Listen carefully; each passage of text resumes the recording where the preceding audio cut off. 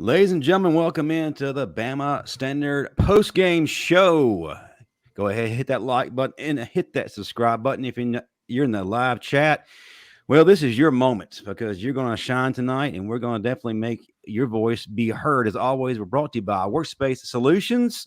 If your business needs a digital presence or a full-fledged marketing team, these are the guys you need to reach out to get your business coached up. Go visit them today at workspacepros.com.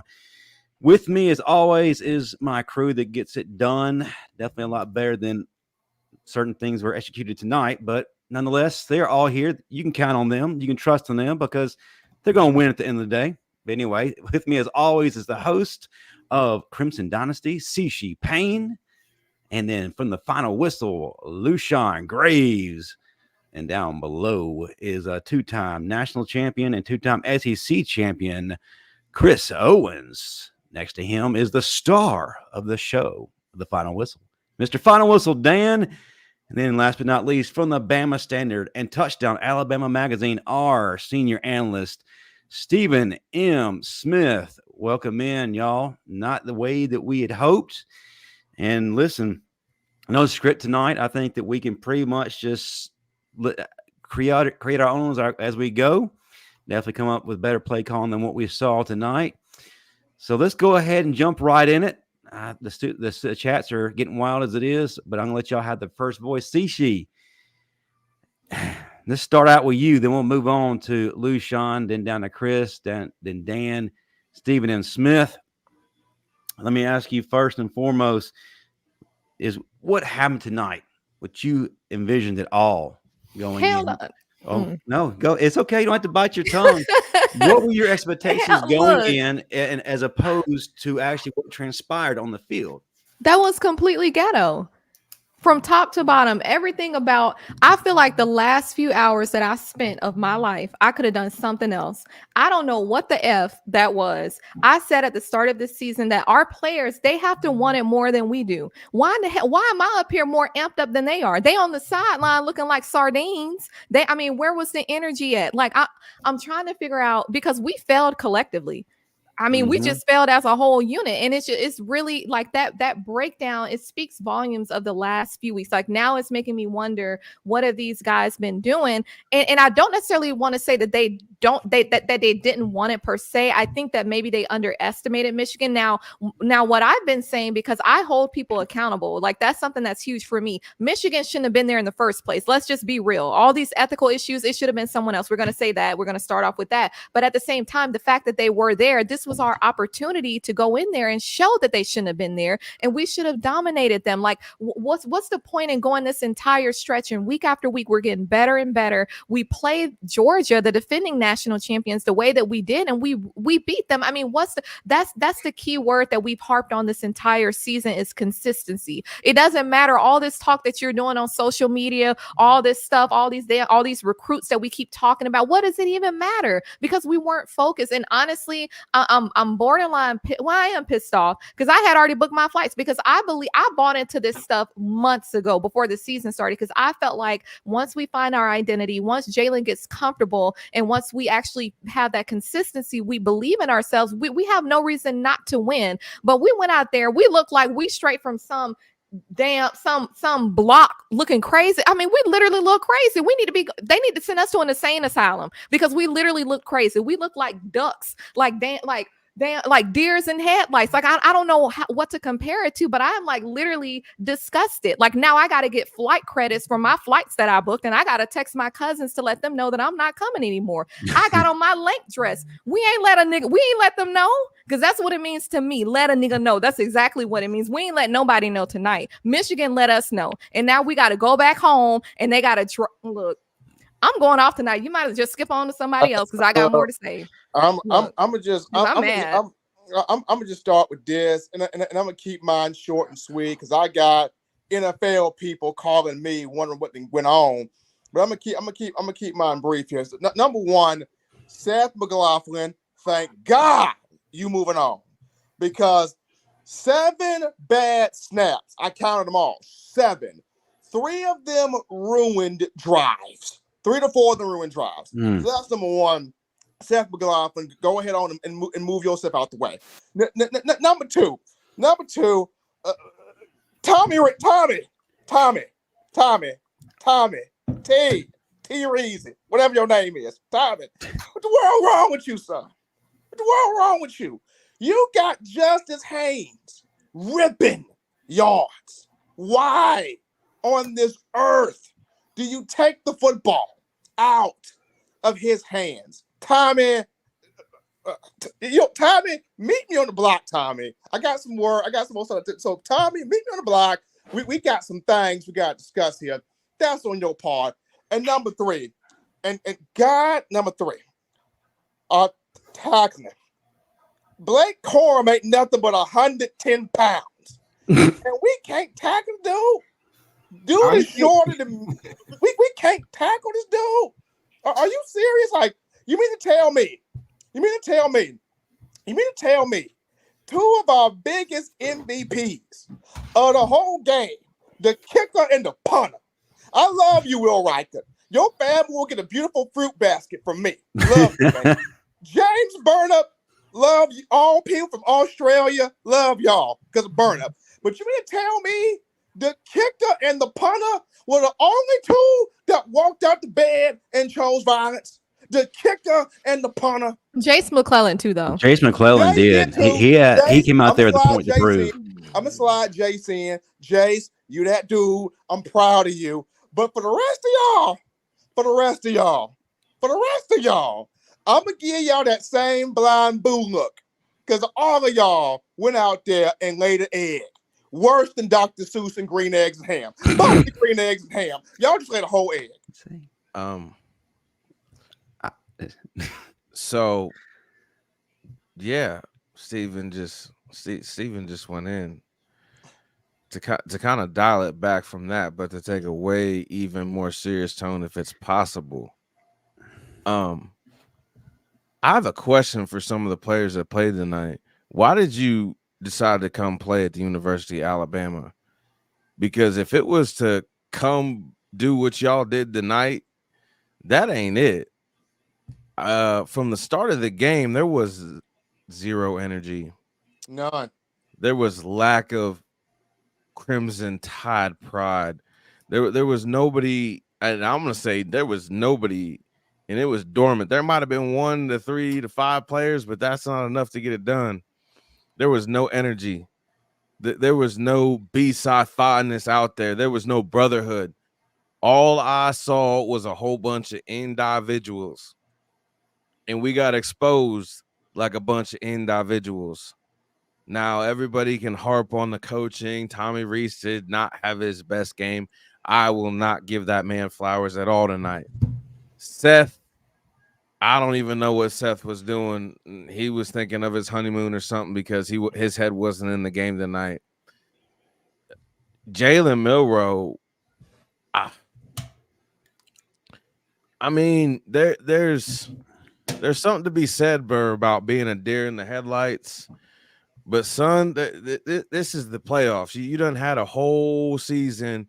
We shouldn't still have to be worried about some of the things we were having to worry about tonight.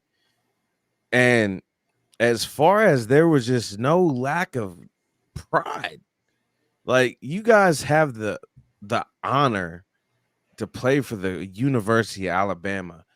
And it didn't seem to be enough tonight. So for me, it's just it's hurt. You set a terrible example for the young kids that sat behind you, all the young kids that came in for bowl practice, bowl prep. They obviously didn't get good examples on what it means to be a true Alabama football player tonight. And I'm not going to give my hats off to Michigan at all because we didn't play to the Alabama standard. It wasn't even out there.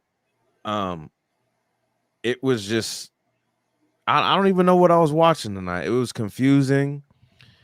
Tommy Rees was calling things. Jalen Milroe was just not Jalen Milroe. It seems like we went out to California and became a different team. And I don't know if it's because we were out in Cali, because all the fancy malls, everybody wanted to get this Cali swag on, whether all that was we just lost fact of what the main thing really was. But that wasn't Alabama football, what I saw tonight. The good thing is we still got Saban. I know we'll reset. I know a holy hell of ass chewing's about to come through. I know some people are going to be basically said, hey, either leave or you're going to have to take a back seat. There's going to be a whole bunch of exits. I'm looking forward to the offseason because, damn, this is hurtful. And this was not it. This was not it.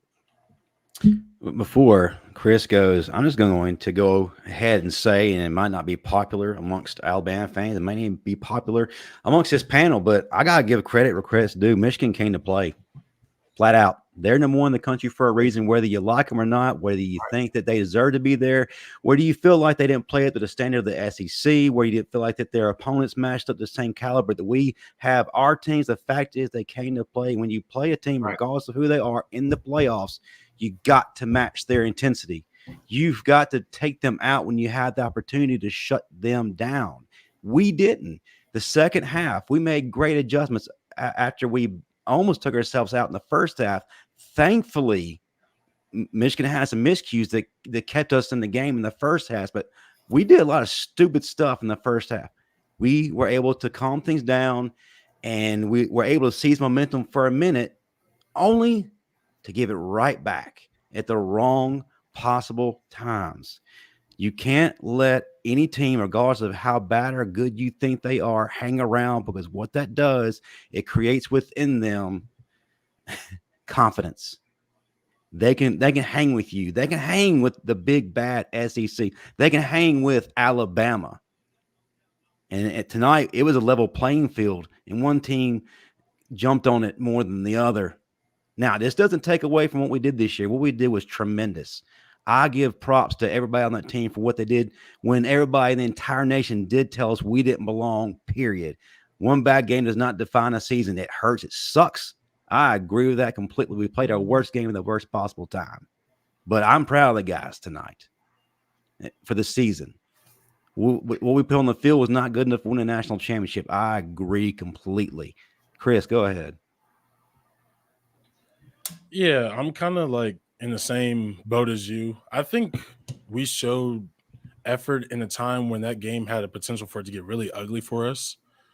Throughout the game, I felt like when we executed well, we played well.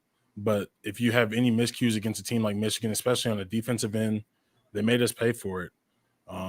I feel like our spirit wasn't there when we came out. It kind of reminded me of how people would say about Michigan that their big game was the Ohio State game. And then after that, it would just kind of go downhill from there. That's kind of what it felt like. Like we got over that Georgia hump. That felt like our national championship. And we didn't come out with the same energy. Wasn't the same execution all game. Michigan was really good in the back end. We knew that. And so it was going to be a challenge for our receivers and our O-line for that matter, because they would have to protect just a little bit longer. And we didn't execute. They had a lot of creative looks on defense. And then for us offensively, we just, I don't know, it seemed like we got conservative. We would run the ball really well. And then we got really conservative with about 3 to 4 yard passes, nothing really down the field. So when you play like that against a good team, then you have a chance to get beat, and we did get beat. Dan? Yeah, like you said, we just got to give Michigan the credit. They were the aggressor in this game, and they were able to beat us playing Michigan football. That's what's so frustrating about it. We were unable to make them beat us in a different way. You know what I saw from this team tonight was 3 things: was a lack of aggression, lack of execution, and lack of discipline. And you know, I'm gonna just go ahead and say it, Coach Saban, I blame you, because when you saw that Tommy Rees play sheet, you should have done this right here. That's what you should have done with it. Set it on fire. Oh, that was complete trash.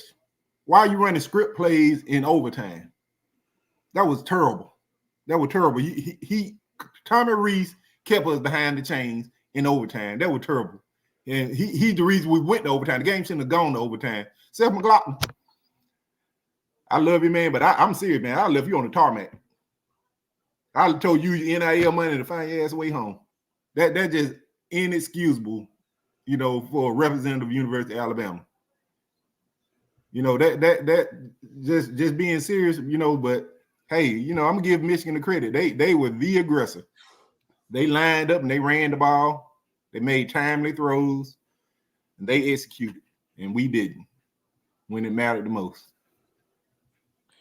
I gotta say this right here, and it's the sadness of it all is this is the first time where 3 years in the series goes by and Saban does not have that national championship. That's the hurting part, because that was always the one thing that was sort of intact.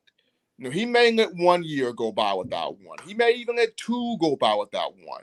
But for this to be the 3rd year right here, and this one goes by without one, and you got guys like, of course, Latham and Dallas Turner, some of these guys that will enter the NFL draft do not have that national championship. That's the hurting part right there. And a lot of those kids have played their butts off. Did not play their butt off in this game, absolutely not. But that's the hurting thing, is that 2021 class, some of those guys are going to go into the NFL with no national championship. Absolutely. And that right there to me is like, wow. Like, that's under Saban, that's unheard of. But going back to Luscion's point here, there's definitely going to be some chewing being done. I wish I can be in that locker room right now, because there's a lot of content from that chewing. I'm pretty sure there's going to be quite a few people that feel like I want to hop in the portal. And if you want to hop in the portal, let me pack your bags so you can ride Delta. Right. I'll help you carry him to the door. So you can go right there to that portal, because there's some young kids, some young guys on this roster that understand what the real Bama standard is, and they know that tonight wasn't it. And there's some kids on this roster, and there's some young guys on this roster that really want to show what the Bama standard is. And I think coming up this spring, they're going to get that opportunity.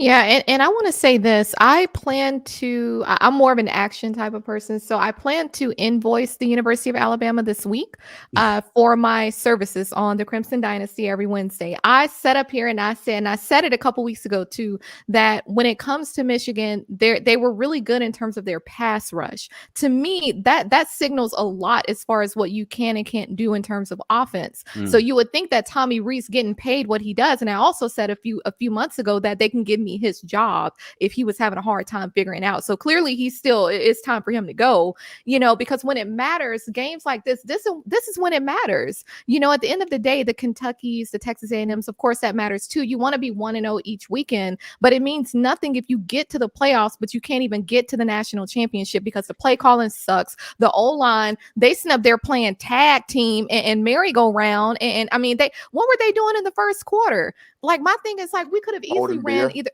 I mean, it was just ridiculous. Like, we could have had Robbie Usau, some type of double type format, something in the first quarter. And I think because we had gotten used to playing from behind, that's a horrible place to be in. And I think and everybody says this, Alabama is a second half team. Alabama makes adjustments. The problem is you can't always wait until the second half to make adjustments. This is the number 1 team in the country. You don't just sit back and lollygag until the second half to all of a sudden turn on your Bama button and shut teams down. It doesn't work that way. We had to come out firing on all cylinders to make this thing work. We needed to put them out and put them out early. With that run with Jace McClellan after the turnover, I thought that was going to be it right there, to where we would be on cruise control, Bama ball. We finished it out strong, but instead we went the other direction. And it really spoke to me against Georgia. And I don't know if you noticed this, panel. The first few series of the game, we looked really lost. We regressed back to the style of play that we had at the beginning of the year, where we just kind of were deer in the headlights as a team. And I'm not just going to single out one player. I know a lot of people are going to start throwing stones at Jalen Milroe. Don't. As a team, we look kind of lost. However, the willingness to beat Georgia superseded that and allowed us to get back into the game and ultimately win our title. And I forgot who said it on the panel here that was our national championship, and it kind of stopped there. And tonight I had the same feeling, like it's like we've never been there before. We regressed back to the earlier part of the season. We were still trying to figure out who we were, what we're supposed to be doing. You got this guy, or you got this guy. What do we do here? People looking around, people not being in the right gaps in the right places in the field, not making the in-game adjustments. Sisha, you talked about the offensive line. If everybody's coming in there like a Black Friday sale, why were there no in-game adjustments to account for that? And don't wait to halftime. Your quarterback's getting killed. Chris, do you want to address that? I mean, yeah, I think since you play the position, am I way off? No, I think part of the reason I give Michigan credit is because they were able to exploit things that are like philosophy issues with our protection that other teams just didn't really look at. And so they made us think about how we're sliding. They put our tackles in a predicament that they hadn't really had to think about two of the most dangerous men. Like they didn't have to make a decision between one or the other. And then that also makes Milroe understand where his hots were. We hadn't really seen too much of that. It felt like a lot of teams recently have been trying to play us straight up and maybe blitz one, but they did what other teams did early in the season, which was manipulate our eye discipline. And so that's why there are plays where JC kind of looks lost, where he's reaching for two people because his eyes aren't in the right place. And so I feel like that is definitely something that's schematic, and that's not always something you can adjust for at halftime. That's something rooted within training camp, spring ball. Like that goes all the way back to the beginning of the season. That's huge right there. So leaning on the second half adjustments is not always the fix. In other words, it goes back way beyond, like you said, training camp. When are you learning? What are you soaking up? You practice how you play, and that manifested tonight. I absolutely agree with that. That's an excellent point. So, Luscion, you're quiet. You're hardly ever quiet. Can you take any positives away? No. Okay. The hell you want me to take positive away from this game other than it's the next season? That was just absolutely embarrassing. And I don't care what anybody says. You can want to take positives away from the game. I'm not taking anything positive away from that. We just lost to a Big Ten team in a playoff game. I'm going to be a realist. It sucks. It sucks bad. It sucks so bad I don't even want to talk about it no more. I hate the color blue almost as much as I hate the color orange. It's just nobody showed up tonight. Nobody had no pride. There were 1-3, 15, not no 30, not no 32, not no 92, not no 96.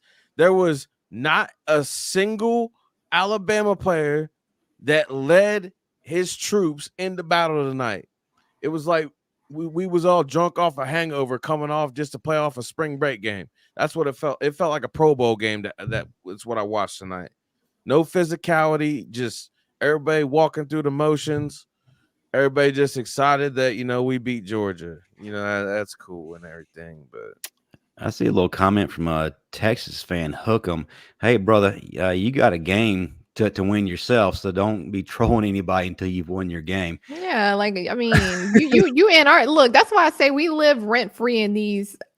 Well, I'll call them the other N word, but the naysayers' minds. I guess we live rent-free in their minds because they're all in our chat when they could be watching their own game. First, look, let's just do it.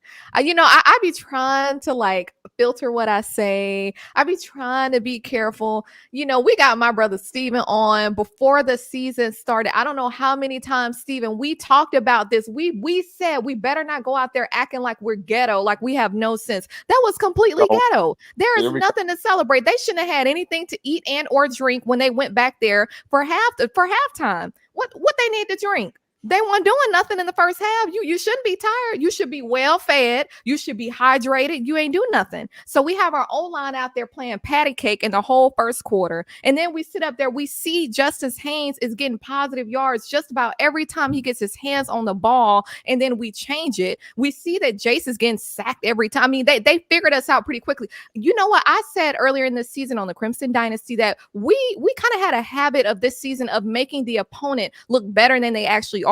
Michigan is the one-dimensional school. But they made us look one-dimensional because we couldn't throw anything. And even in that regard, as a coach, you should be able to draw up plays and schemes against that. You should know how to work around that so they have a good password. So what? What happened when, look at how we shut Ray Davis down a few months ago. We could have did the same thing to Blake Corum, and he just walks up in the end zone. I mean, we sit up there looking like, we look like either we... And I'm trying to be careful what I say because I know I'm going to say something that I probably shouldn't, but I'm just tired of it because I feel like every week we get on our panels every single week and we're vouching for these guys. We're vouching for Jalen Milroe. There were multiple opportunities where he could have ran that ball. He literally could have ran that ball. And a part of having good football IQ is having good vision, but not just that. You need to be able to read the defense. My thing is, if I see a blitz coming, how he don't see one coming? So you think that you're really going to be able to sit up in that pocket for 12 hours and think you're going to get a ball? How does that work? I mean, it's just like, to me, it goes back to the fundamentals. Like I've never played football a day before in my life. That's why I said the University of Alabama, I'm going to send them an invoice this week. All this stuff I called out, they owe me money. Tommy Reese, you ain't getting paid. That money that you was getting paid, absolutely send that over to me because you ain't do nothing. Kevin Steele, like, it seemed like the defense they were playing, it seemed, I don't know if they were thinking about the national championship. They were trying to be careful, not get injured. I don't care nothing about that because you got to make it there. It's not enough to sit up here and play patty cake and play merry-go-round. We got all these nursery rhymes going on out there. We look crazy. I'm not happy at all. Like I said, I'm trying to be careful. I'm getting hot because I was not planning on wearing this, but I wanted to let the naysayers know.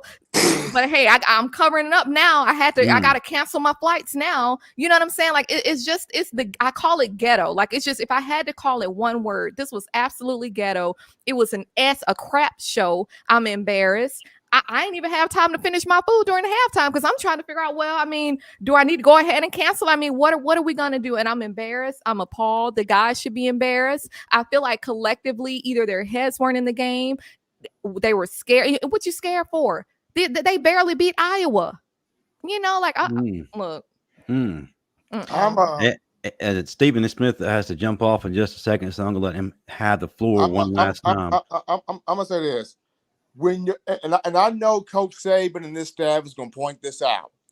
When your kicker and your punter are the two that keep you in the ball game, for the most part, that's not what you want. Jay's played well, absolutely. Give my thumbs up to him. Absolutely. Justice Haynes should have gave him the ball more.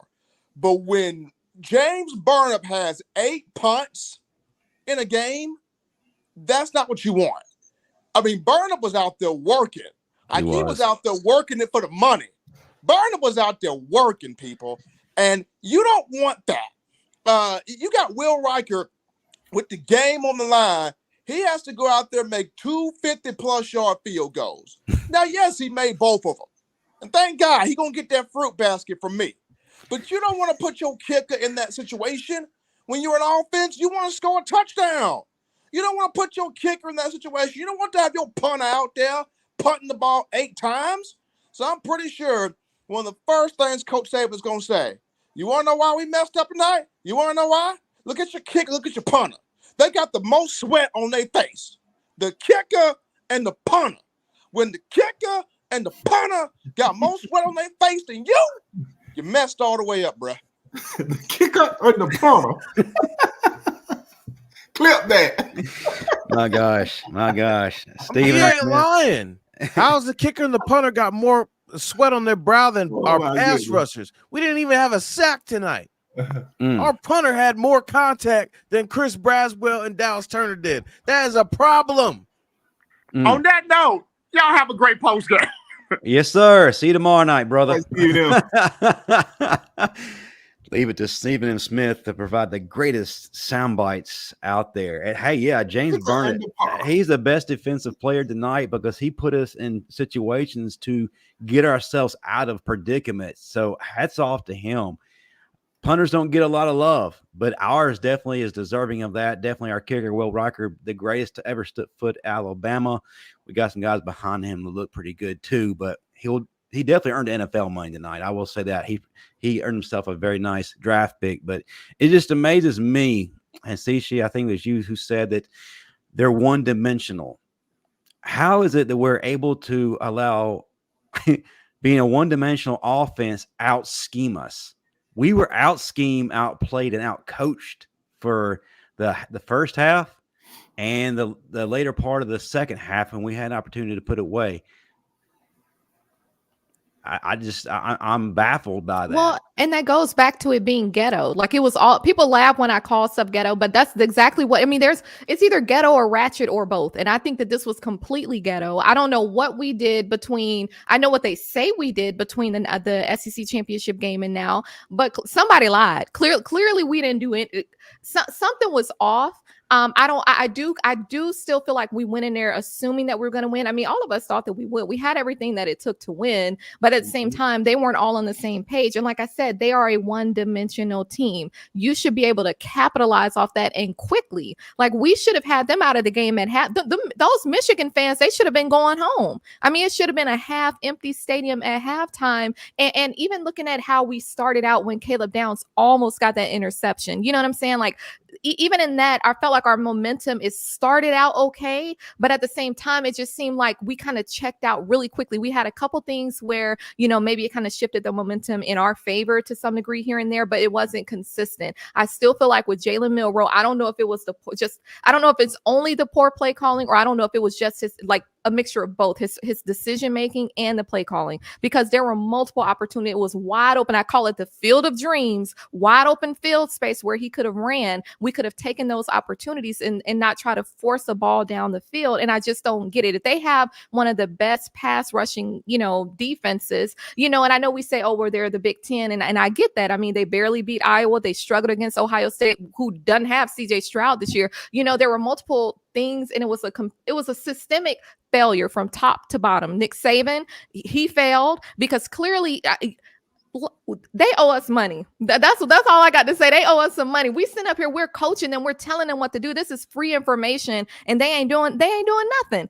I mean, I don't understand. Tommy Rees sitting up there he didn't sit up there in that booth this entire season. And as soon as it looks like he has some sense, and as soon as we start saying, okay, well, we'll keep him next year, he can go on over there with Tyler Buckner. He can go right back to Notre Dame. I mean, I'm tired of the inconsistencies. We want to sit up here and we want to brag about getting the top recruiting classes and all this good talent. Damani Jackson, we just got, I mean, and it matters, but it's like, remember what attracted them to Alabama in the first place. You know what I'm saying? Like, they bought into the program, into the Bama standard, into the fundamentals, but then we go out there into a game that matters the most and we don't show up. What do you mean we were tied? We went into overtime with Michigan. Like, I'm not trying to say that they're horrible, but what I am saying is that they struggled against teams that weren't even ranked this season. And so we have all this noise from Booger McFarland, aka Ninja Turtle, who had all this to say when the Final Four were released and they didn't name Florida State. So my thing is, not only did Florida State lose horribly against Georgia, but this was an opportune time for us to show that, yes, we should have been in that top four, and this is why. To me, there was no doubt, but I feel like we should have taken hold of this moment, and we should have blown Michigan completely out of they made us look one-dimensional, and that's not good. I absolutely. Christy, I think you had your hand up earlier after I asked that question. Yeah, I think going to the defensive side, we prepared so much for power run that when they ran things from guard to guard in between the tackles, it was pretty much stuffed. But when it came to pulling linemen and misdirection, our linebackers looked completely frozen. And so that makes me feel like we were preparing too much and went all into one scheme instead of thinking about the counter moves that they would have off of their usual schemes. Like, they also have a month to prepare for the game as well.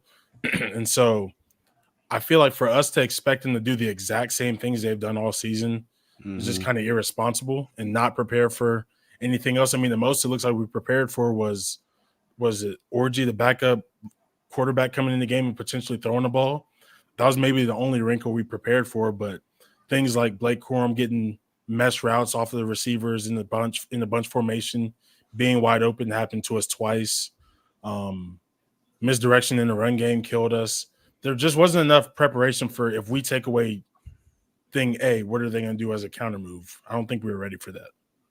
Absolutely. And what's really frustrating is one of the biggest keys that I think all of us have been harping on for as long as Saban has been in office is, if you give Nick Saban a month to prepare, the game pretty much is already decided. With a month to prepare, how do we get the product we saw tonight? I mean, again, credit to Michigan for exposing us being inept and taking advantage of the moment, seizing that moment. Dan, can you comment on that? Where did we fall short? If we had a month to prepare, was it players not being dialed in? Was it the coordinators, mainly Tommy Rees, not being prepared for the big moment? Because I know he's gotten to the playoffs as a coach at Notre Dame, but hasn't won the big moment. Was this just too much for him? Yeah, I won't put this on coordinators because I actually think Kevin Steele called a good, effective game. You know, we had a lot of busted coverages. You know, that was on the players, man. You know, it was miscommunication. You know, anytime teams run misdirection, man, we have guys running open. That's why I did not like us going in overtime, because I knew overtime come down to play calling. You know, and I knew, you know, their coordinator against ours, you know, he proved it all game long that he was going to win in that situation. You know, we didn't get a stop. But, you know, I think Coach Saban should have spent more time looking over Tommy Rees's shoulder. You know, you got to come out with a more aggressive game plan than what we showed tonight. You know, there's no excuse for you to even be able to put that product on the field like that. That's inexcusable. That's on Tommy Rees. Completely 100% on Tommy Rees. Maybe he'll learn from it. He's young. Maybe he'll learn. He is young, and a lot of these guys who are coming back next year are young, and things can be corrected. And matter of fact, here's something that kind of can be corrected from Kimberly Bossy. I sometimes wonder, does Jalen Milroe pass on running because he wants to prove that he is a passer? Yes. That's something that has been put in the atmosphere a lot. He's just so bound and determined to prove to everybody that he is a pocket guy, regardless if the shimp is seeking or not, that he wants to avoid the stereotype of being the athletic or running quarterback. Panel, let's discuss it. Shishi, do you want to expound on that? And then we can go to Luscion and then down to Chris and then Dan.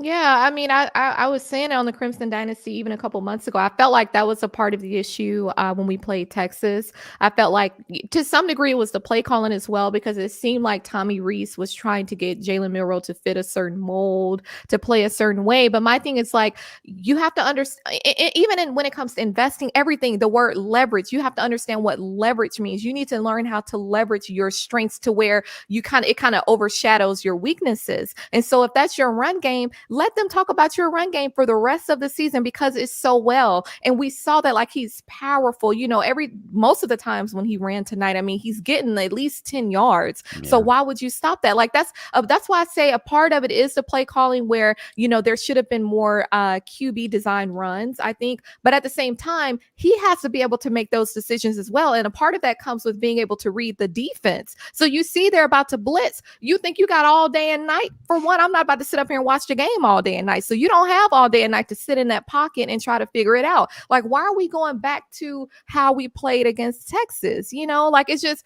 it's stuff where, you know, even the officiating, to be honest, it was a couple calls that they missed that to me would have been, you know, somewhat of a game changer. I just think that everything kind of worked against us, but at the end of the day, we failed ourselves more than anything. Luscion, what's that? I think Dallas just declared for the draft. I bet he did. Well, that was fast. He could have waited a week for things to kind of calm down, but who am I to tell him to? He must got his ass chewed. But I mean, he's gonna be a top 10 pick anyway, so we kind of expected his departure. But Luscion, if you would pick up this question, is Jalen Milroe more concerned about being a pocket passer and not living up to labels, or is it something else? I think it's something else. Okay. I don't think it's a collegiate athlete at the level he gets at the level he's at, that being a pocket passer outweighs his success as an athlete. So no, I don't think that has anything to do with it. I think there's a larger problem, whether it be schematically, whether it be preparation, whether it be film, whether it be something else, but something is definitely wrong. And it showed throughout the season, and it really showed tonight, whether we had back-to-back games throughout the season so that, he was able to just build from his performance week to week. And then, he sat for a month and then got exposed, whether that was the problem or, whether he just dropped the ball tonight. I mean, either way, there's got to be some serious consideration into what happens next year, because I mean that was just a blatant irresponsibility with the football, and that's something Nick Saban preaches on, about being responsible with the football. So, all right, Chris, care to weigh in? Is your head more leaning towards Lucion's way of thinking, or is it more lean towards what other folks have been saying? I think I'm more on the positive side, because I look at his growth from the beginning of the year to the end of the season and say, at one point, there are a lot of people who didn't believe we could win more than 7-8 games after a while, especially after the USF game. And so I think kind of what Luscion is saying, when you have a long break like that and you're not in rhythm, we have to make sure we're doing the right things in order to stay in rhythm. But at the same time, during the game, I would have liked to see more design quarterback runs to get him in that mindset of running the ball. Right. I feel like the more we let him run the ball early, then he's more apt to pull it down and run it on design passing plays. So I'm happy with his growth. I hope that it hurts. I hope that it stings, just like we've all had to feel as Bama players after a tough loss. You go into the offseason and you feel like you have something to chase after, especially with new competition coming in, guys coming in ready to take his spot. He's going to have to work. And so I think that will only develop his leadership and his growth throughout the offseason. Before Dan goes, I'm noticing some talk here in the chat coming from Bama fans. I'm going to put quotation marks over Bama fans, already calling for Jalen Milroe's head. And I kind of had a feeling as soon as he has any kind of negative play that all of a sudden the torches would come down again. It's funny how last week everyone was behind him in defense of Bill O'Brien's comments. The Lank party, the Lank brigade, was forming a mountain around him to defend their quarterback. The Walmart Bama fans were out in a fierce group. But now you got some people going back to what they were at the beginning of the season. The very ones for the majority of the year who were claiming that Ty Simpson was going to be the anointed savior. There's people in the chat saying that Julian Sayin might be playing before we know it. Are you freaking kidding me? In this channel, along with the Miller's Edge, shout out to Corey and his son Christian for being pro Milroe the entire time, because we stuck by him and we're going to stick by him now. He had a bad game. Absolutely. It happens. It's football. You cannot be perfect all the time. But the great thing about it is it's called the offseason. He has an opportunity to grow. So does Tommy Reese, regardless of how bad the calling was tonight to our own detriment. You still get an entire offseason to grow and to work some more. So all you folks who were lining up to get his autograph at Walmart after the SEC championship, stay at home. Don't start all that crap again. But Dan, I got a little off topic because I got a little heated from our own fan base. But do you agree that maybe he was trying to prove too much that he is a pocket guy, or do you favor Luscion's sentiment and saying it's something else? No, I think it's a little bit of it, but my message I want to get to Jalen Milroe is, man, be who you are. Be who you are. If you're a running quarterback, be a running quarterback. Be the best version of yourself. Coach Saban tells them that all the time. You don't have to prove nothing to anybody but yourself. So if you're a running quarterback, the opportunity there, run. There's nothing wrong with that. Be a running quarterback. It's about decision making. You know what I'm saying? Protect the ball when the throw is there. Make the throw. But hell, if he is a running quarterback, Tommy Reese, why are you putting him in 5-step drops? You run the ball 4 yards here, 5 yards here. Okay, let's do a 5-step drop sack. Yeah, to bring the entire house. Let's go ahead and put him in a worse position to succeed. Right. It just is what it is. You got to keep money. If you're a running quarterback, run him. to keep this team honest. It'll make the throws easier. You know, that's on Tommy Reese. It is 100%. And that goes to my ultimate question: was a lot of the shortcomings maybe by Jalen and others be because that the confidence or lack thereof in Tommy Reese tonight? Because this isn't the first time Tommy Reese has bungled, and it's hard for a team to kind of get together and form any kind of continuity, no matter what the position, if they don't believe in their coaches.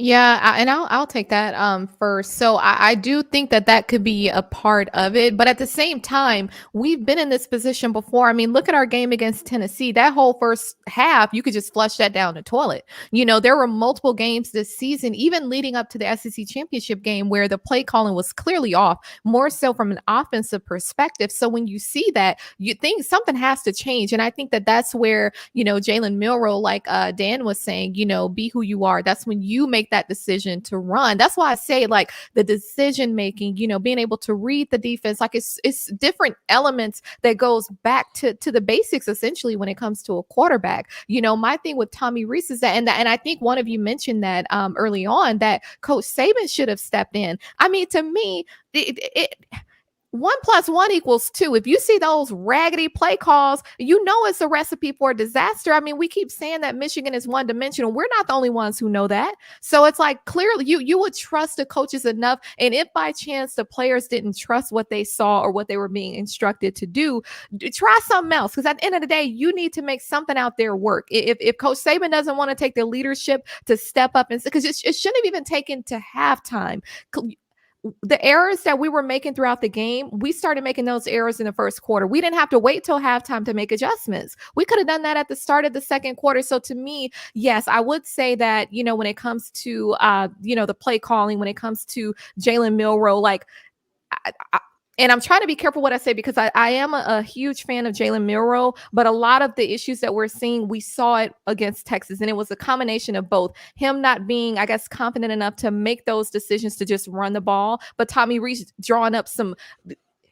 My thing is, as a offensive coordinator, you need to set up your quarterback for success. You need to be drawing up schemes and plays, for one, that works in leverage, or in, I guess, that correlates with his strengths, but then also that puts the team holistically in a good position to win. We look like the one-dimensional team. We had to rely on strictly our run game, and it's just pathetic. And our offensive line, it took forever for them to finally get it together, and then we finally started seeing Robbie Ouz and CJ Dupree out there blocking. But it's like, when you play from a deficit, you're literally playing on the defensive mode. How you have your offense playing defensive the entire game, because we were behind pretty much the entire game. Like, it's so many failures. I mean, I'm gonna keep talking about it, because I'm still in shock that we lost, but I'm also in shock that we even went into overtime. What you mean overtime with Michigan? The same Michigan that barely beat Iowa. And I'm not trying to necessarily discredit them, but we have to call things for what it is. You know, it's a complete disaster. It's utterly embarrassing. I mean, like I said, this said letter Nathan with letter, whatever N words you want to put there. That's what I was excited to wear this, but now, you know, I kind of feel some type of way. And I mean, the players, they can't just be mad at the coaches. They have to take ownership. They need to take responsibility. You know, I mean, missed blocks, all of that. I find it funny how in this chat, and I don't want to acknowledge a lot of the trolls, but everybody keeps on throwing this out there loosely. That who is he talking about? The Alabama they're cheaters. Cheaters never win. One loss in a playoff. Not even ESPN could save your cheating ass. Look. How is I it got cheating? time tonight. We didn't put ourselves in. We won the games that we were required. Look, we know who the cheaters were. We know who the cheaters were. We didn't have to cheat our way. We've been winning. We didn't have to cheat. That's Michigan. You mean to tell me that your head coach missed half of the season? The first few games, he couldn't even be on the sideline, and the last few games of the season. Y'all are the cheaters, and y'all know that. And I'm assuming that he's a Michigan fan, because if you just coming in here just to troll us, you need to find another hobby. You need to find something better to do. You ain't gonna call us cheaters, because we've been winning. We've been getting better and better each. Just because we failed tonight. Let's call it what it is. We failed tonight. But you ain't gonna say that we're cheaters. No, direct that to Michigan because they have no business being in the top 4 in the first place. We knew that when they got put in the top 4, it left out a better opponent that should have been there. I would have rather see maybe Georgia there versus Michigan because at least they're not getting in trouble every week for ethical issues. So let's call a spade a spade. Don't come over here saying that we're cheat. We don't have to cheat to win. We don't have to cheat to win. We have some of the best players in the nation. You know, one week y'all want to say that y'all are Alabama supporters and that y'all support Jalen Milroe. And then as soon as something like this happens, you throw it down the toilet. No, we can call them out for what it is, but you're not going to come over here saying that we cheat. We don't have to cheat to win. So you can get out of the chat. And matter of fact, we can block them if you want to. I mean, I'm cool with that. I'm cool with that. In the midst of all this, we have a lot of super chats to get to. So let's start acknowledging some of these great people who have been supporting us all season long. Don Parker gave us $10. I'm proud of how this team improved and overcame adversity this season. Michigan was better prepared today. Didn't think it was going to be an easy game, but the mistakes and lack of focus ended us. I couldn't agree more. We got $1.99 from the Down Boys, and then we got Shan 100 grand, $4.99. Besides Reese and Milroe being bad, Deontay Lawson played like he had no brain tonight. He looked like he watched zero Michigan tape. Wow, a little harsh there. $1.99 from Cubert 3343. What the hell was Lawson doing tonight? Is he hurt? I don't think he's 100%. Somebody check me on that. JD Long, $9.99. Man, I enjoy Bama Standard as always. This one hurt. We got outcoached and outplayed. We should have kept Ja'Cory Brooks. He was clutch. Love y'all. Roll Tide. We appreciate that, JD, for always being here. Dell Lewis Love, $5. That 75-yard drive to tie the game shouldn't have happened. The team reverted back to September. Absolutely. PK, we got $5. The center should have been replaced earlier in the season, and it came back to bite us in the ass. He got beat all night long up the middle. James, forgive me if I mispronounce, Amodai, $1.99. Does Julian Saban start week 1 to 2024? That's exactly what I was saying earlier. I'm going to leave it alone. Jordan Kane, $4.99. We got manhandled in the first half. We punched back big time in the second half. Michigan imposed their will on us in overtime. Roll Tide, guys. Davis Lewis Love, $5. Unfortunately, Bama has both playoff losses to the Big Ten. The running backs averaged 8 yards a carry, but Milroe had more carries. Reese called a horrible game. The Down Boys, $19.99. We appreciate that. D. Finn, always in our audience, $10. Didn't like the play calling. We played like a Big Ten team. We had no misdirection, no play action. None. Zero. Larez Moody, $2. Milroe slid short of the first down. Lower your shoulder. Absolutely. That actually ended a drive. Davis Lewis Love, again, man, we appreciate all y'all. $10. Milroe needs to change his grip on the ball. His index finger is too close to the point of the ball, and his palm is flat on the ball. You can throw deep, but touch and outside the numbers throws are hard. The Down Boys, $4.99. Was Secretariat bred to pull a wagon? F no. Turn Jalen Milroe's legs loose. Let's see. Ask Bama Girl 26, $10. Great season. We just came up short. Still the SEC champs. RTR for life. Let's see. Edward Bishop, $5. The problem to me was a center. It doesn't matter what quarterback you have. If you can't get him the ball clean, Roll Tide SEC championship. SEC champs. Man, that's a lot to go through. We appreciate all that. Definitely appreciate the love. Look, I'll go ahead and say it again before we start to wrap things up. It's not just on one player.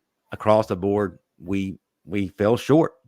Michigan won. They did what they had to do. They capitalized when they needed to capitalize. They never quit. You got to give them props, whether you want to or not. But let's briefly touch on what happens going forward. As hard as it may be, I'm going to let everybody go around the room and tell what you expect for Bama going into the offseason. What do you think will improve? How will we get better, especially for next season's pretty hard schedule? Cece, we'll start with you, then go to Luscion, then down to Chris and Dan. I mean, I hope they didn't feed them after the game. They would have had to get right on that plane and fly right back to Tuscaloosa to Northport, to be specific, because I would have them out there running tonight. I mean that. Mm. I at this point, I am more so looking forward to the 8A game. I really want to see these new recruits that we have. Honestly, I feel like they're hungry. Some of them have bought into the program well before the season started, so I'm excited to see them. I would hope that they still stay motivated and encouraged to come to Alabama despite this loss that shouldn't have happened. For some reason, this looks eerily similar to when we played LSU at LSU last year when we went into overtime with LSU, to where it's like, okay, well, we shouldn't have gone into overtime to begin with. We kind of fell collectively. I mean, it kind of feels like deja vu.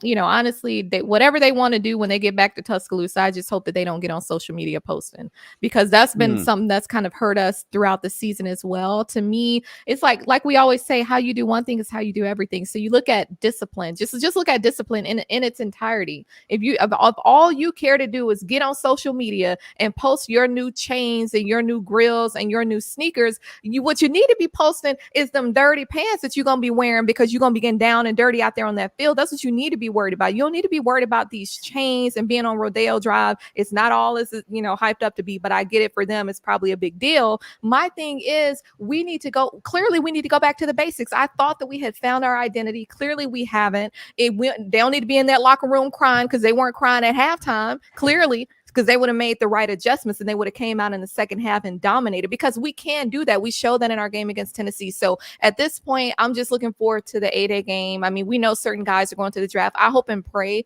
that Jermaine Burton is okay. I think that a flag should have been called on that play where his leg was hurt. He'll be going to the draft as well. But I mean, I'm just looking forward to 8A at this point.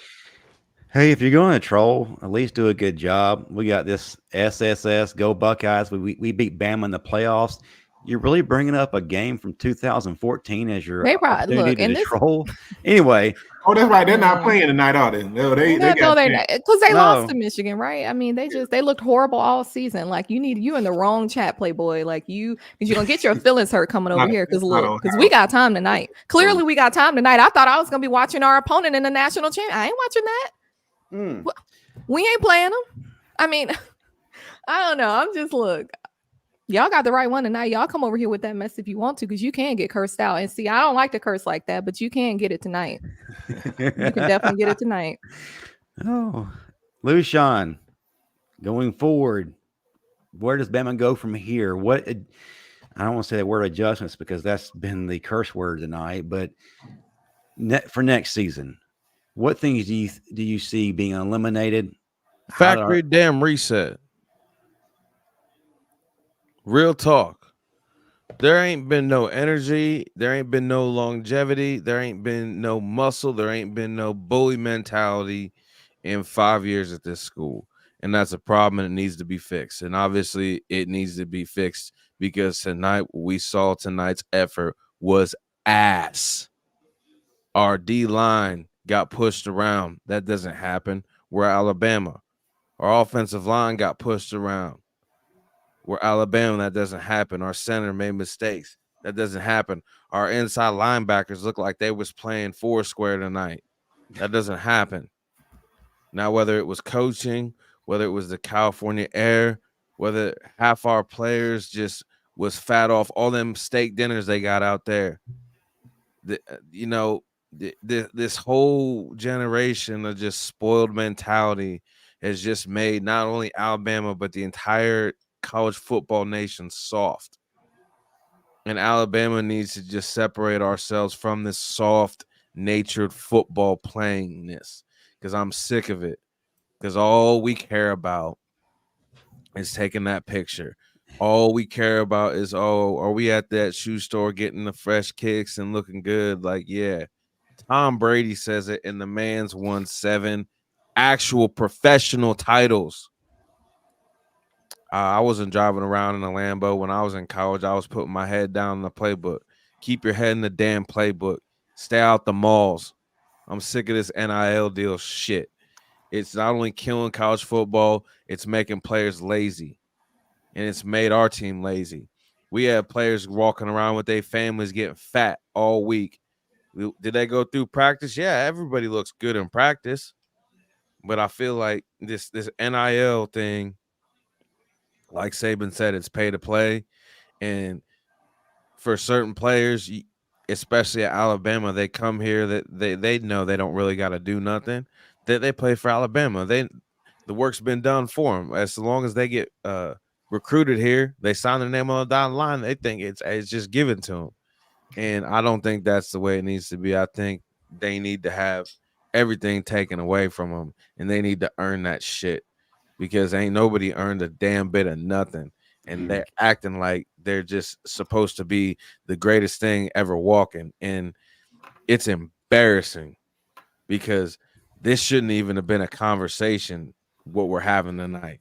We shouldn't even be here having this talk.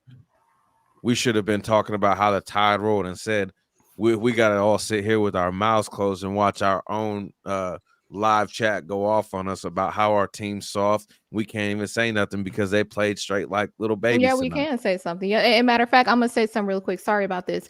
Y'all can stay out of my DMs. Y'all that's sitting up there tagging me and stuff and messaging me. So we got one person. He's just sit your pretty back and watch Texas win it all. Bama has been winning championships back to back to back. It's time for somebody else. First of all, you stay out of my DMs. That's number one. You stay out of my. All of y'all can stay out of my DMs with that because I like y'all. Look, don't play with me. Stay out of my DMs. Y'all know that Alabama's a standard. That's why y'all watching us every weekend. Despite the amount of hate that y'all have for us, y'all are still watching us. Don't tell me to sit back and watch Texas win it all. You don't know what y'all going to do. At the end of the day, we know that Alabama is the standard. That's why these so-called good schools, y'all's recruits are coming to Alabama, and they're going to continue to do so. So stay out of my DMs. That's right. Just stay out of my While DMs. you hit that like and subscribe button. Yeah, exactly. Right. And you know what? No, send a super chat. Put your money where your mouth is. Go ahead Exactly. and stay out of the live chat or put your money where your mouth is because you probably ain't got none. So obviously we are the place to be. I guess so. Y'all have Hey, nothing I'm else to do. providing an open invitational to all the keyboard warriors in the chat, in the comment section, and in the DMs. If you feel like you can do a better job than anyone on this panel, especially Sishi, then please be a guest on our show. We would love to have you prove why you could do a better job than any of us who are qualified. Read y'all right to left. Look, especially those who are former players who actually played the game and won titles. But anyway. Chris Owens, we've been going off on rants. We kind of got away from the interstate. Going forward, what do you see? You've seen this before. You've experienced this before. What's the regrouping process look like? What do you see being cleared up that was an issue this season? And how we make our weaknesses our new strength? Yeah, losing in the postseason obviously never is fun. And so I feel like the first thing Coach Saban does going into the offseason is look at everything that worked this season, look at what didn't work, and figure out what we can build on. And I think, number one, we have to trim down on our offensive line. Excuse me. I think we need to lose a little weight. I think we need to get faster, more multiple, and not be so reliant on just strictly being a power-based offensive line. I think we went all in on that. And that didn't allow us to be as versatile and as athletic as I feel like a lot of those guys really are. And so that being number one. Number two, I think in the spring, we need to try to establish our identity a little bit earlier. I feel like we tried to wait way into the season to do that when that's something that you should have ironed out prior to like the third scrimmage of training camp. I think once we got in the groove, we thought we had our identity, and turns out that's not really what we could play consistently. We can play it in spurts, but that wasn't our consistent level of play. And so I think really those two things, especially early on in the season, along with identifying key guys like freshmen, maybe guys that didn't play much last year, or guys that are coming in from the portal this year, try to figure that stuff out early. Let's not wait too late into the season to do all that. Yeah, that's an excellent point. We got a few more super chats coming in here, and some of those I will not actually read because they're running their mouths about Michigan. Again, all credit due. Mike Middleton, $2.79. Not sure what CA means. That's Canadian. So we got Canada. Okay, thanks for the Canadian dollars, and you can continue sending them over. Just continue sending them over. Put money in our pockets. What's that about? Okay, Crimson Kings, $1.99. Congrats, Michigan, and well, I won't read the rest of it because I'm not going to, draw. And Seth MacFarlane had the nerve to have an attitude when he was the one that was making. I mean, dude, McFarlane. why we didn't put the guy why from did Family, we the dude put from Family Guy. I like Family Guy. Seth McLaughlin. We should have taken him out and put Terrence Ferguson in. Like because I think he can play center as well. We should have been taking him out. Like this is crazy. This is absolutely absurd. Like this is just flat out ghetto. This whole night, how you ring in the new year with something this ghetto like this? Like we could have just stayed at home. Yeah, agreed. And I don't want to hear any more posters or documentaries or whatever it is you want to call it to serve as motivation. Speak about revenge season. No, stop all that. Let's just be about our business. Like Chris said, go into this A-Day, establish our identity now instead of about game 7 thinking we have it figured out. Then all of a sudden people figure out what we're doing. They put a stop to, and then we're back at step 1 all over again. Figure it out from the onset. Dan, it seems like it's been forever since we've heard from you, especially regarding this subject. If you would pick up, where does Alabama go from here? What positive do you see? You're the recruiting guy. You've been following everything that's been going on outside of what's the field. You see what's coming in. What positive do you have? And then also, too, where we failed, or I wouldn't say fail, where we had weaknesses this year, how do you see them becoming strengths next season? Well, I'm gonna start with the positive. What I take away from it, I can say that Alabama defense is back on the upward trend. Maybe year 2 of Kevin Steele, we'll see a big step. But we got to get better physicality. You know what I'm saying? But that I don't know. I'm challenging the strength and conditioning team. We got to get in shape. We got to be able to play 4 quarter.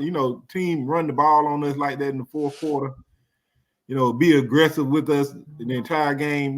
That's not Alabama football. And hey, we had the better athletes on the field, but they were still able to play their game. They played Michigan football. Michigan. That's the same brand of football Michigan been playing for years. So I got to give them credit. Michigan no slouch of a program. They executed. They have they're the winningest program in history. They got a lot of pride. But what we're gonna take from it, like Luscion said, factory reset. Let's just skip everything now. Going into next year, there's not gonna be a player on the roster that won a championship. No, and you can't there shouldn't be a player on the roster that has a starting position as far as I'm concerned. Right. Every position should be open. I don't give a damn if it's quarterback, wide receiver, lineman, defensive lineman, outside linebacker, cornerback. Every single position as far as with the performance of what we saw tonight, other than our kicker who's moving on and our punter, those 2 should be the only positions that should be solidified next year, because there was absolutely no type of Alabama standard effort type of played as a team tonight. There was no brotherhood that they talked about in all these interviews that we saw pregame. It was like, did y'all just say the right things during the pregame interviews? Because that's really all it was. We watched the game, and all y'all talked about, we have all this brotherhood, we trust each other. I saw a whole bunch of individuals on both sides of the football, all 4 quarters, and that's not the way we get down. Yeah. So that's got to change. That's why I said factory reset. So as far as I'm concerned, anything can happen next year. And Michigan this spring in a couple months. And Michigan is a good team. They were able to make us play out of character, and that's what the good teams do. And next year, that's what I'm asking about the positives, because as I mentioned before, the schedule is absolutely horrendous. I think we have the 3rd toughest schedule in the country this next year. And as Chris already pointed out, we can't wait until midseason to figure things out, because the gauntlet really starts after game 3? I think that's going to be a good thing for us, though. There won't be as many opportunities to take a week off, essentially. Right. Like every game, we're going to have to play up to our competition. There is no playing down to our competition. So I feel like that'll be good for us. We got a couple of questions. Byron Walker, Justin, do we continue in the portal? I think we're kind of done in the portal. I think maybe if we're going to grab one more, it's Evan Stewart from Texas A&M. Other than that, I think we pretty much have done all we need to do in the portal. And then Steve Brown, not our Steve Brown, the star of the Bama Standard Network. Don't blame Milroe. I'm telling you, be careful what you ask for. Ask Ohio State. Very good point right there. Ask us, cause we were saying get Dalcourt out of there. What does he mean? What does he mean by that though? Be careful what you ask for, cause what's behind them might be worse. But it's not. It's not. That we're not the same university as Ohio State. That's no. I'm not gonna co-sign that comment in any way, shape, or form. I think Get out of here with that. He picked Milroe over what they had this year because their quarterback was not playing up to the elite level they're accustomed to, and probably cost them the ultimate game. That was against Michigan. Let's see. Dustin Thweet, 499. Appreciate y'all this season. Will y'all have any off-season content? Hey, this train don't stop moving. We're the #1 channel for Alabama content. It don't stop. We got recruiting coming up. We got spring practice coming up. We got a lot. Hey, we have basketball this going on. And yes, the basketball team is going to get together. So don't feel like volleyball if you need me to. We talk softball. We need to. We still got some girls who can hit that cover off the ball. Davis Lewis, love $10. As far as Milroe's grip on the ball, it takes a while to secure the grip that he has. As I stated earlier, and combine that with bad snaps from the center, it's hard for him to get that ball off. Absolutely. Yeah, especially after 7-step drops. Who's this quarterback guru? Trent Dilfer. What? Trent Dilfer. He's coming in from confused UAB. on what's he trying to say, Chris? He talking about the way he hold his balls. He's saying that plus the That poor could be a snaps problem, is just Dan. a horrible combination. The way he's gripping the ball. I mean, that varies from quarterback to quarterback though, because I remember a while back I had a conversation with Tua, and the way he held the ball was different than how Jalen held the ball. right. and how Bryce It's a held the ball. quarterback. It's a Varies. quarterback's. It's their personal preference. That makes no sense. Quarterback guru, whoever you are. Hey, see, y'all back up now. Somebody in the chat said that FSU deserved to be in the playoffs. Who the like? Why are you here? Like, that's my question. Why are you here? And I said during the Crimson Dynasty show this past week, there's not a thin line between delusion and reality. Y'all are choosing to be delusional. It's like y'all. A part of your New Year's resolution was to act like you have sense, to snap back into reality. Florida State literally just sat up there and got blown completely out. I mean, you would think that did they show up? Did they leave people in the locker room? How do you lose by 60 points in, like, really? How do you lose by 60 points in a bowl game? How do you let the opponent score 35 points in the second quarter alone? Like, y'all chose not to. And I don't want to hear anything about, oh, well, a lot of their players set out. A lot of Georgia's players set out, but they still showed up and they were a better team. So we don't want to hear, y'all didn't deserve to be in the top 4. You're not a top 4 team. When y'all lost Jordan Travis, and it sucks that he got injured the way that he did, even before y'all lost him, y'all weren't a top 4 team. And let's be real, y'all don't play anybody. You struggled against Boston College, Florida, Louisville. You literally struggled against everybody, but you're in our chat. Like, what? We didn't get blown out by 60 points. We didn't let an opponent score 35 points on us in one quarter. Excuse me, sir. Like, it's literally delusion. Like, there are treatment plans out there. Like, if you don't have the money to actually get a therapist, go to BetterHelp.com. BetterHelp.com, write us a check. Go to BetterHelp.com and find you a therapist that you can talk to online. So the time that you spend on our network, you could be talking to your therapist online, because you're delusional. And there's probably another term for that, and I'm not going to say it on the network. So, I mean, you did score any so. Yeah, any FSU fan saying anything, we've scored more points in this game than they did in the 2 games they played combined the past couple weeks. I'm not worried about anything that they're working. No, it's not worried. And if you want to talk FSU, why did 20-plus players quit on their brothers? because they knew they weren't going to win. I It mean, was just a cop-out. Like, come on. Really? That's what bothers me, is that if all those people sat up, there's not 15 first-round picks coming from that team. At No. all. They can all increase their value. Well, most of them, except for like Jared Verse, Keon Coleman, guys like that, they could have increased their value too. So not all of those guys are getting even drafted. Yeah. Just the reality. Man, I'm they gonna was be a spinning Debbie forward. Downer. I'm gonna be the Debbie Downer. We just lost to Michigan. We can't say shit. Please hush.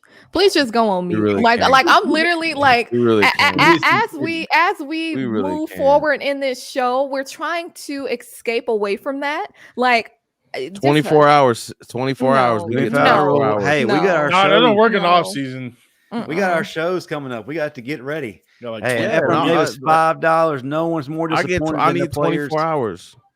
24 weeks, man. That ain't enough for me. 24 hours. What? No, I need. It looked like they 24 only been hours. well. Apparently, we need longer than that, and apparently, time might be against us. They crazy. They all crazy.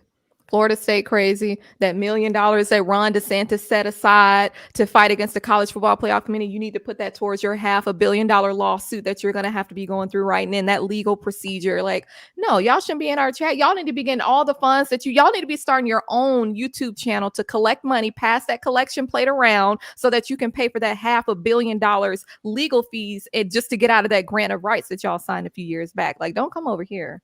Do not come over here. We will read y'all left and right. Like I said, stay out of my DMs because I'm not the one or the two. So look, you get embarrassed.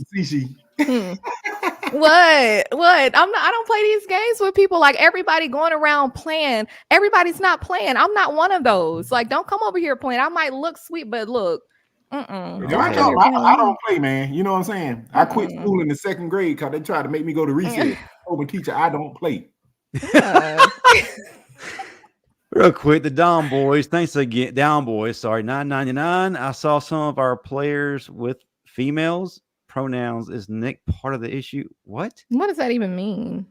I saw some of our players with female pronouns. Like what? We're not going to get into that stuff. Yeah, if y'all want to talk about pronouns and things like that, we're here about Alabama football and sports. We leave all the hot button topics to other channels and other platforms, but we appreciate you being here anyway. All right, this wrap things up. It's getting late.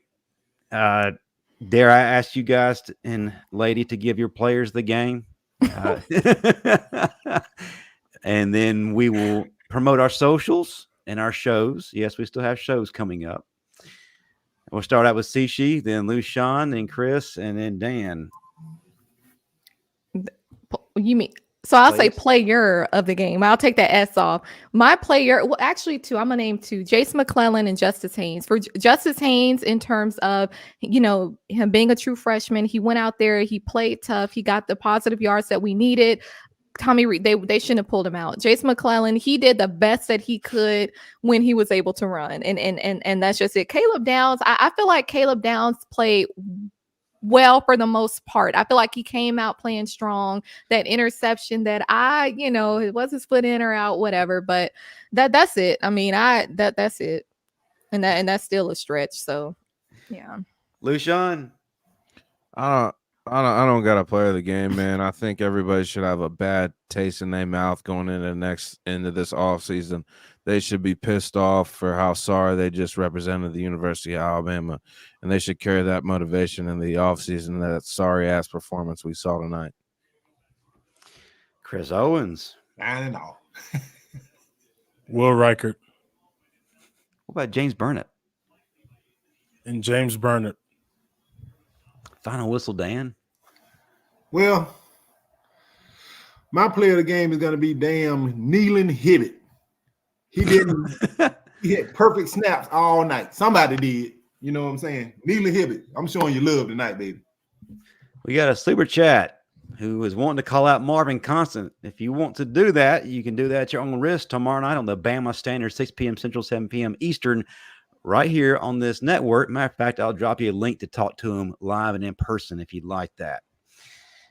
All right, so my players of the game, I'll go ahead and say Jace McClellan, and then the collective unit of our kickers being Will Reichert and James Burnett. Well, we've been on here long enough. If we go any further, we're probably going to have to go to church at some point. and get some counseling.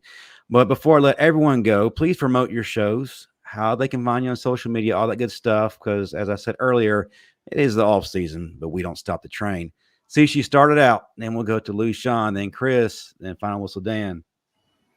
All right. So you can catch me here on the Bama Standard Network. Look, I'm trying to get as much enthusiasm as I can. We'll still have a hot show this week. You'll catch me live every Wednesday night, 7 p.m. Eastern Standard Time, 6 p.m. Central Standard Time, right here on the Bama Standard Network. My show is called The Crimson Dynasty. What we typically do, we like to break down and analyze our opponents. Of course, we don't have an opponent to analyze during this week's show, but you can catch me on my rants because I definitely have a lot more to say that I was not able to get out this week. And if y'all want to come over there and play, we can play because I'm going to have a good hour to give you. So, and make sure you give us some super chats too while y'all running y'all mouth. Just put your money where your mouth is. Well, y'all might want to tune in.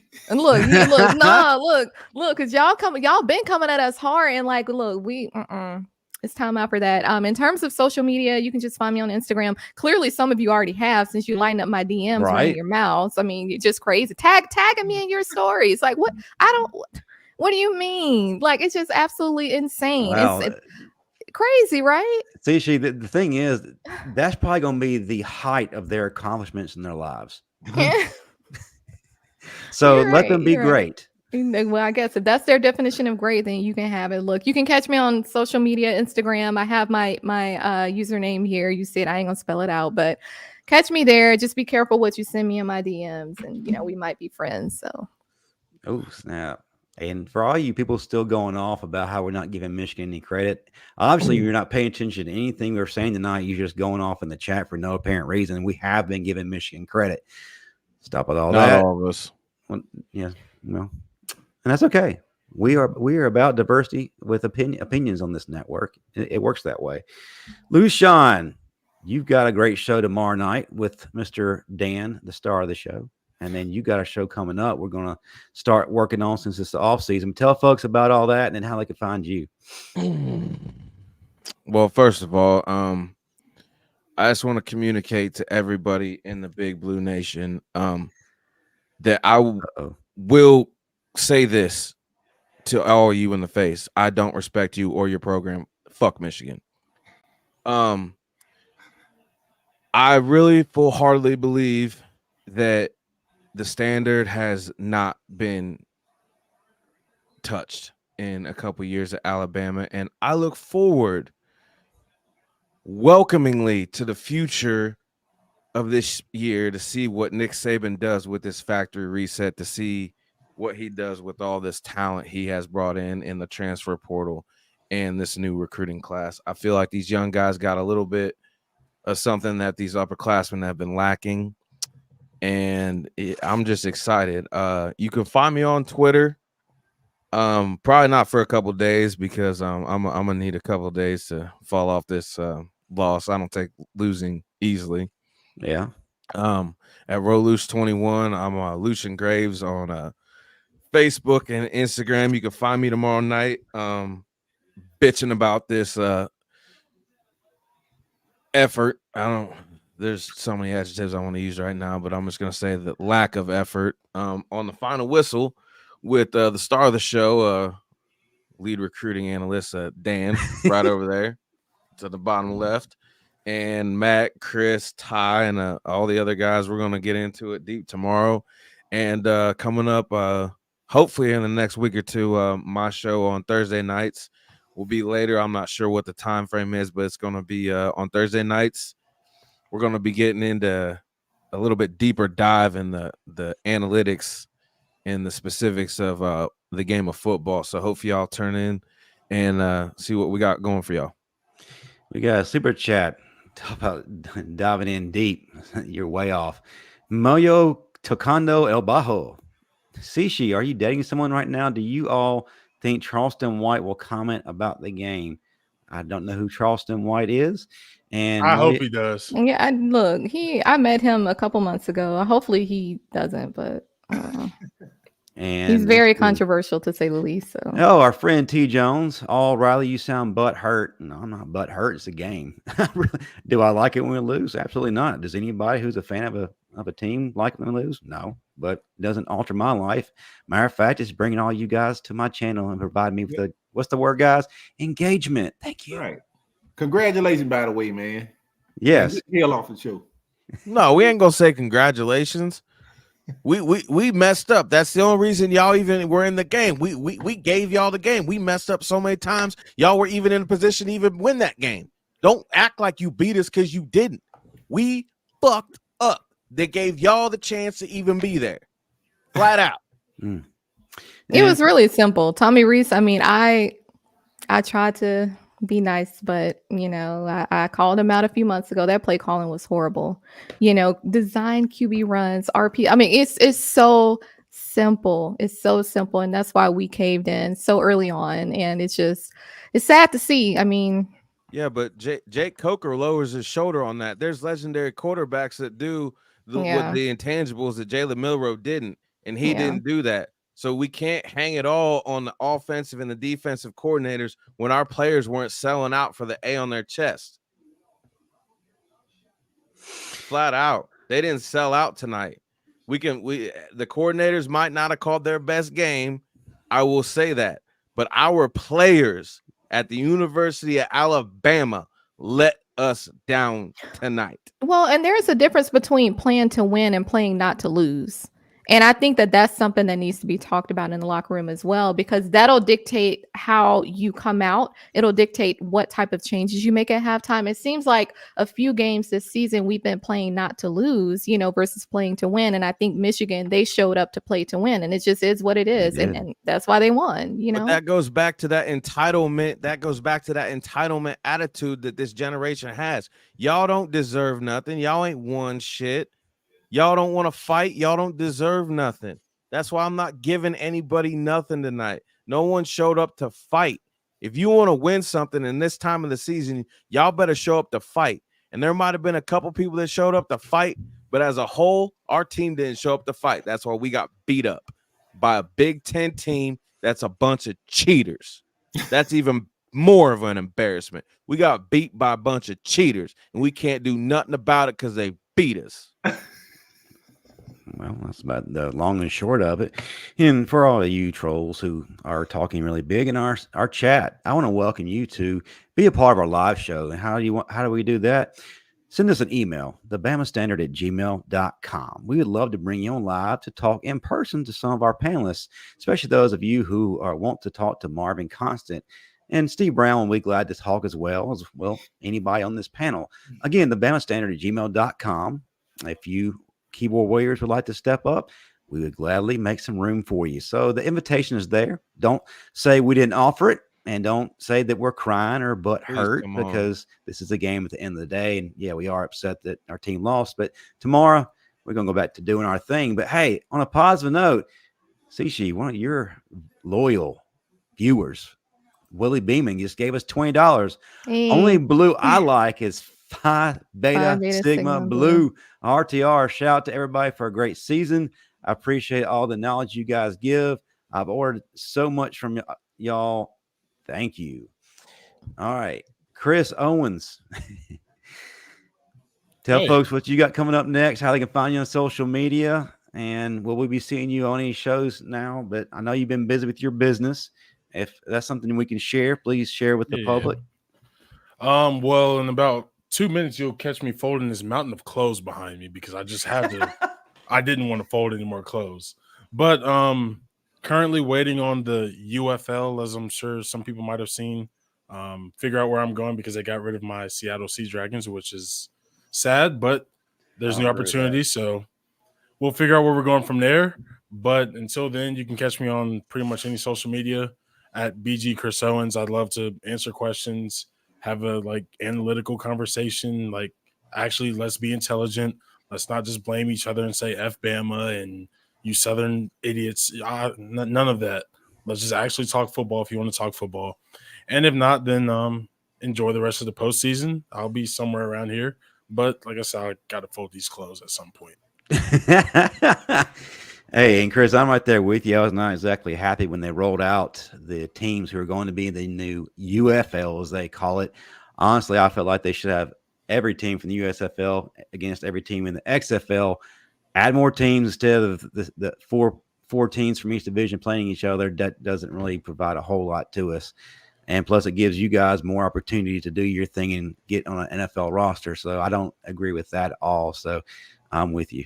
Yeah, I mean, we'll see. There's a team right down the street where I grew up in Arlington, and then there's a couple other teams, so we'll see. Oh, and you can catch me January 27th in St. Petersburg, Florida, WWE Royal Rumble.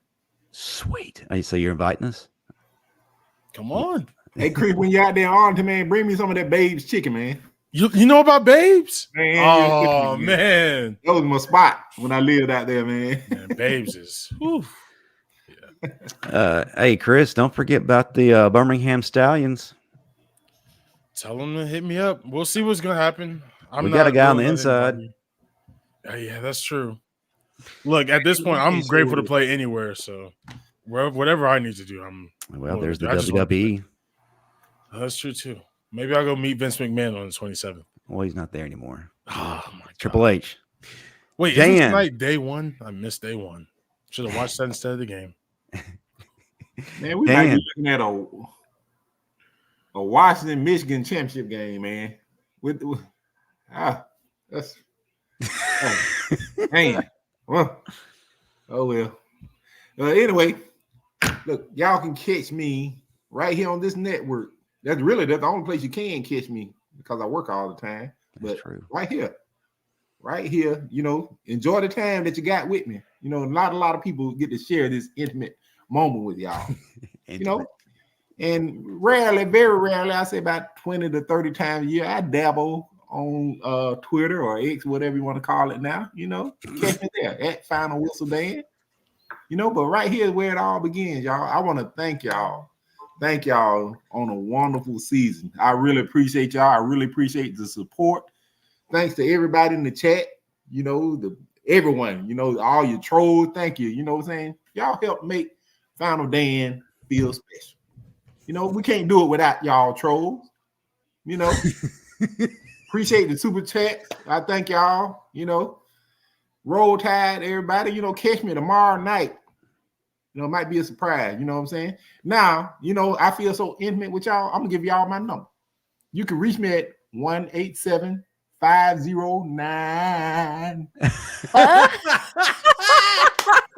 Oh my God. What was that? Dan, you gonna take us to church tonight? We need one of your sermons tonight. I'm gonna deliver a sermon. I'm gonna get time. Give me time. I'm gonna deliver a sermon about this performance tonight. I'm gonna have a sermon for y'all. Is that tomorrow night? Okay. Yes, I'm gonna have a sermon for you tomorrow night. Okay. Take us to church. Hey, real quick, Jimmy Clay, I appreciate you because you're one of our Jimmy top Clay. fans. $10 Roll Tide Roll. And again, we've all mentioned some shows. Let's go through it again. So in case some of you missed it, tomorrow night, 6 p.m. Central, 7 p.m. Eastern, the Bama Standard will be here live. Our guest will be Tyrone Prothrow. And then the Final Whistle at 8 p.m. Central, 9 p.m. Eastern, right here. And then don't forget about the Crimson Dynasty. If you enjoy what you heard from Cece tonight, I guarantee you she's going to have a lot more of that coming your way. 6 p.m. Central, 7 p.m. Eastern on Wednesday. The Nightcap, George Teague on Teague's Take with his son, JT, 8:15 p.m. Central, 9:15 p.m. Eastern. And like I said, we're going to keep you busy all throughout the offseason, counting down to 2024 season. We appreciate everybody who's been with us this season, who has tremendously been instrumental in helping us grow. We could not have experienced any of this without you. So we give every one of you guys a round of applause. Thank you so much. And again, it didn't turn out the way we wanted, but you can't deny the success we had this season. It was special. We get to do it all again next year. But for those of us here at the Bama Standard Post-Game Show and this wonderful channel, good night. Roll Tide. Roll Tide. Roll Tide. Oh.